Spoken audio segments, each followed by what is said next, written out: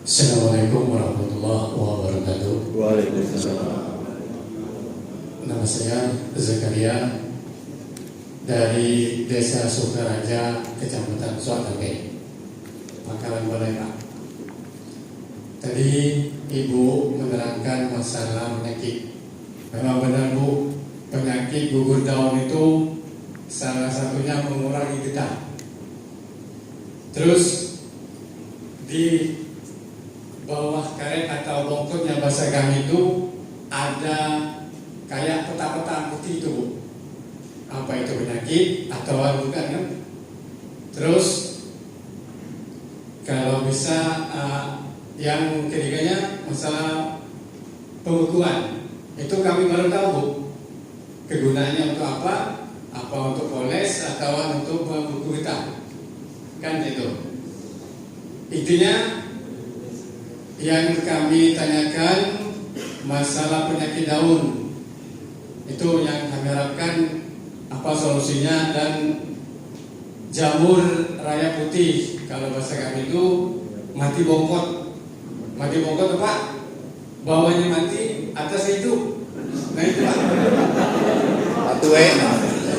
Itu Pak posisi karet dalam produksi baru dikawin ke umur 6 tahun, 5 tahun mati Pak. Benar Pak itu Pak? Itu saja.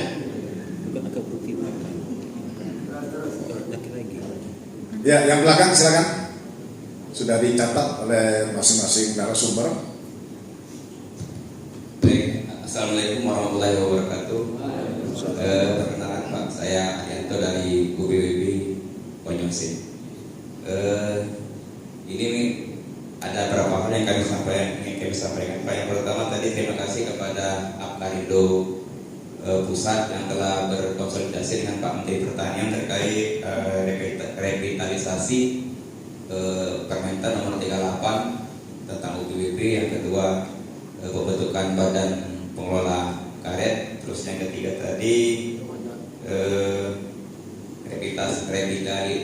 replanting karet. Mungkin kami di sini Pak menambahkan Pak. Jadi mungkin dari yang telah diusulkan oleh Apkarindo Nasional tadi ke Pak Mentan, mungkin yang pertama tentang perubahan Permentan nomor 15 tahun 2005 Pak tentang tata kelola pupuk bersubsidi. Karena di situ diatur hanya 9 komoditi yang disubsidi.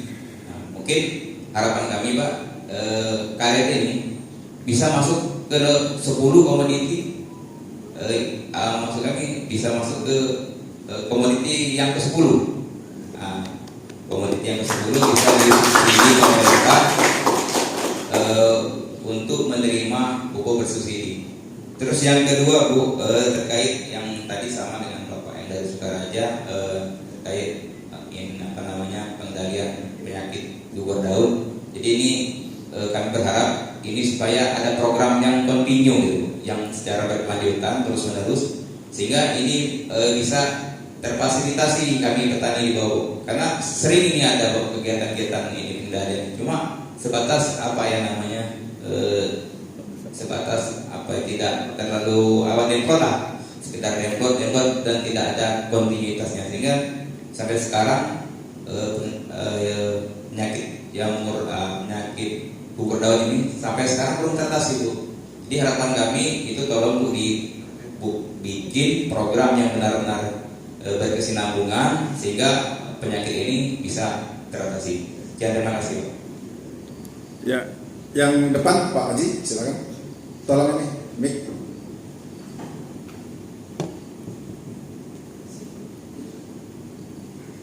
kasih. Assalamualaikum warahmatullahi wabarakatuh. Ibu Billy ya. Yang pertama saya lihat tentang program. Kita kalau bisa melakukan program jangka panjang Bu, yang permajaan masuk jangka pendek. Karena sudah sakit, sangat sakit sekarang. Produksi rendah, karet tua, harga belum stabil dan sebagainya itu. Tadi ada SMS WA dari Pak Gede, tantangan petani karet kita luar biasa. Oleh karena itu kerja kita jangan biasa-biasa saja. Ini catnya dari Pak Gede, barusan Dr. Gede di bawah dari Jakarta, beliau catnya tantangannya luar biasa. Jadi kalau karetnya yang ada ini saja itu jelas tidak bergairah tani kita, karena tanaman karet yang 2020 ke sini itu hampir nggak ada, dibilang ada hampir nggak ada. Dibuktikan dari runtuhnya penangkar benih karet di Sumatera Selatan. Ya, di Banyuasin tinggal satu, Pak Zainal juga terseok-seok. Jadi anak saya sendiri penangkar juga sudah jatuh, Hasanuddin sudah berpindah semua. Jadi kalau bisa program peremajaan ini masuk di program jangka pendek dan gerakannya Pak Menteri sudah welcome, kembalinya kepada Bali diharapkan penyiapan bun entres, batang entres, bahan entres untuk dikembangkan di daerah-daerah itu sampai dengan tentu benih. Itu yang mungkin perlu digarisbawahi dari Akarindo wilayah provinsi mungkin sepaham bahwa kebun entres mau tidak mau tahun 2026 ini di daerah-daerah sudah ada. Dan ini kepada Pak Kadis, ya, Pak Muhammad ya, begini Pak, kalau bisa jangan tinggalilah karet Pak, jangan kalimat itu mohon. Kalau bisa karet harus dipertahankan, betul Pak, setuju? Tapi karena harganya tergantung dunia, Bali bisa memproduksi benih atau bibit yang meningkatkan produksi. Kalau tadinya 1.000 bisa jadi 2.000. Toh walaupun harganya murah, walaupun harganya murah, kalau produksinya bisa naik, petani penerimaannya juga besar. Sekarang ini Bu, Banyuasin nggak usah jauh-jauh. Kawan-kawan kita dari sini juga dulu yang punya kebun itu nggak disadap, menyadapnya tidak mau karena hasilnya tidak sesuai. Bagi hasilnya itu 700, seminggu 500, ya nggak mau menyadap, itu banyak nggak disadap. Nah, oleh karena itu kepada Pak Kadis, ya ini pada pemerintah lah kami sebagai Akarindo ini yang pertama, kebun entres ini kan susah orang investasi kebun entres ini, betul nggak Pak? Ya, aku nak buat kebun entres jarang orang buat itu. Nah, oleh karena itu kalau bisa Pak, dari tahun depan ini sudah dipikirkan kebun entres itu disediakan oleh pemerintah tiap kabupaten. Nah, jadi petani kalau buat bibit entresnya sudah ada. Karena kebun entres mahal Pak, buat pertamanya bibitnya saja kalau 8.000 per hektar kali 15.000 bisa di Bali sudah berapa? Kemudian olah tanah dan sebagainya itu. Maka kalau bisa kami bermohon pemerintah mulai dari kabupaten menyiapkan kebun entres mulai 2026 ini, karena 2027 nanti akan gerakannya lebih besar peremajaannya. Pak Menteri nantang mau 20.000, begitu waktu itu saya kebetulan yang ditunjuk Bapak petani, ya Pak mau sanggup 20.000. Nah, ternyata kita kalau 20.000 se-Indonesia nggak ada bibit, maka solusi 2.000 pun kemarin dapat kita 1.200 hektar. Perkiraan bibitnya yang ada hanya di Linggau. Nah, karena itu ke depan Pak Kadis mohon nanti bisa dianggarkan bersinergi daerah menganggarkan kebun entres, provinsi menganggarkan pembibitan, pusat menganggarkan dana peremajaan. Setuju ya begitu ya? Saya mewakili petani, inilah kalau bisa, kalau nggak dikeroyok ini meneliti mencari bibit batang bawah atau bibit yang produksi tinggi, dinas kabupaten menyiapkan kebun entres, dinas provinsi menyiapkan pembibitan, pusat menyiapkan dana peremajaannya. Mudah-mudahan ya ke depan ini bisa bergairah kembali, bangkit kembali. Tapi kalau diberi setelah separuh jangan ditebang, kalau habis pakai karet. Kalau pacak jangan diganti, tetap karet yang mau sawit boleh tapi nambah lahan, ya begitu. Kalau mau nanam sawit boleh, jangan lahan karet, lahan yang barunya yang tidak ada perairan sampai kalau masih ada. Itu saja, terima kasih. Terima kasih Pak Haji. Kami persilakan yang narasumber yang pertama ini, tiga-tiganya ada pertanyaan untuk narasumber Dr. Mili. Kami persilakan. Baik Pak, mungkin yang pertama tentang penyakit bubuk daun Pak ya. Memang penyakit ini menyebar ke semua perkebunan karet. Jadi Memang kalau selama ini bantuannya hanya dempot-dempot kecil Pak ya, jadi efeknya seringkali tidak signifikan. Nah mungkin kedepannya makanya kita usulkan dalam program usulan kita yaitu pengendalian penyakit gugur daun tingkat nasional. Itu usulan kita, mungkin nanti bisa kita sampaikan kepada kementerian, kepada dinas terkait. Nah untuk pengendaliannya memang pengendalian itu tidak baik bisa dilakukan secara kimiawi maupun secara biologis. Mungkin nanti kalau sudah ada programnya mungkin kita bisa nanti coba lakukan. Nah yang kedua untuk penyakit yang jamur akar putih Pak ya, memang kalau sudah kena satu dia akan menular ke tetangganya. Jadi kita sarankan untuk membuat isolasi yang terkena penyakit, kita buat lubang pemisah Pak ya. Kemudian kita taburin dengan belerang agar tidak menular kepada tetangganya. Itu saran dari kami. Mungkin nanti bisa ditambahkan Pak Ihsan di kelapa sawit, pala, kelapa dan sebagainya. Nah karet masuk juga dalam program tersebut. Jadi di situ akan ada namanya peremajaan yaitu pembangunan kebun inti dan juga kebun plasma. Nah ini juga menjadi tantangan bagi kita karena kita harus menyediakan bibit untuk itu Pak. Jadi makanya ini masih kita cari-cari solusinya bagaimana. Mungkin nanti Pak bisa menambahkan Pak ya.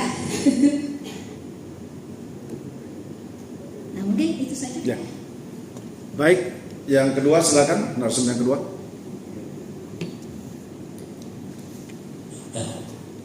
Terima kasih Pak. Saya setuju Pak kalau petani karet tidak ngubah ke sawit. Setuju aku Pak.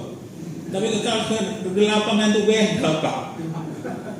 Setuju. Aku balik jangan. Kau mau setiap kali aku kasih penyuluhan dan jangan kamu ambisi. Itu Pak aku ngomong. Aku tidak bisa Pak mereka itu. Dan kau mau tadi ada yang jangan tua dan generasi muda mana? Ngomong ke jangan kamu ambisi, nostalgia Pak. Ngomong dengan angkatan kami ini mungkin angkatan aku itu nostalgia bapak kita Pak. Kalau kamu buang habis Pak, tenang kita dengan tua. Itu Pak. Aku nasihat no. Kalau ngomong jangan kamu ubah itu, setuju aku, tapi aku daya kita Pak. Nah itu baik setuju. Masalah inkes tadi yang kita sampaikan dengan Pak Kadis bahwa kita ada usulan dari Bapak bahwa kita bikin inkes lagi setiap kabupaten supaya ada lagi bibit. Tapi ya kita usahakan ya Pak ya tidak ada video. Ngomong tadi dana kita ini, aduh susah nih.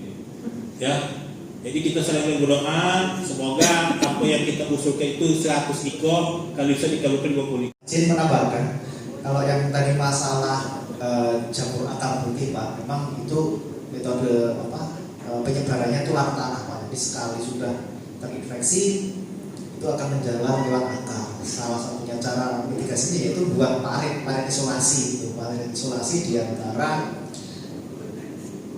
dua jirat tetangganya. Kalau yang satu kena berarti tetangga kanan kiri harus diparit isolasi. Intinya mutus akar biar nggak menular. Jadi dia kalau gandengan tangan, kalau di tanaman itu gandengan akar, itu langsung dia otomatis dia akan mulai menyerah. Kemudian untuk yang penyediaan entres benar Pak, ini saya kaitkan dengan penyediaan batang bawah biji ya tadi biji. Sekarang ini produksi biji itu memang susah Pak. Ini kami aja sudah ada PTPN minta kami disediakan biji sampai jutaan, tapi kami nolak karena apa ya? Karena memang penyakit pest halo ini juga kesusahan Pak. Mereka di Jawa juga mulai replanting karet Pak. Di BTPN masih konsen di BTPN 8 itu konsen untuk menanam karet kembali dan mereka kesulitan bibit. Itu benar yang tadi kata Pak Haji Supartijo, kalau 2000 itu ya, agak berat, 1200 saja mungkin nanti kita berat juga nyari ini ya, nyari bibitnya kalau tidak dipersiapkan dari sekarang. Kalau entres insya Allah kita masih Pak, masih konsen entres di puslit karet ini masih kita pelihara. Yang kesusahan itu biji ini yang harus jadi perhatian kita. biji karet ini.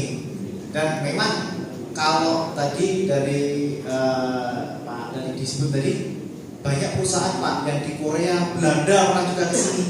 Mereka tuh buat minyak Pak. Iya, minyak. Itu yang sedang mereka proses juga, minyak yang berasal dari biji karet. Nah, itu tambahannya Pak. Ya. Terima kasih. Saya rasa mungkin sesi ini cukup ya pertanyaannya. Jadi karena ada lagi nanti dari Gapkindo dan dari Apkarindo yang akan menyampaikan makalahnya. Kita beri aplaus dulu kepada dua narasumber ini. Dan kepada tim perumus, mudah-mudahan sudah bisa merekam apa yang kita bicarakan tadi. Saya akhiri, billahi taufiq wal hidayah. Wassalamualaikum warahmatullahi wabarakatuh.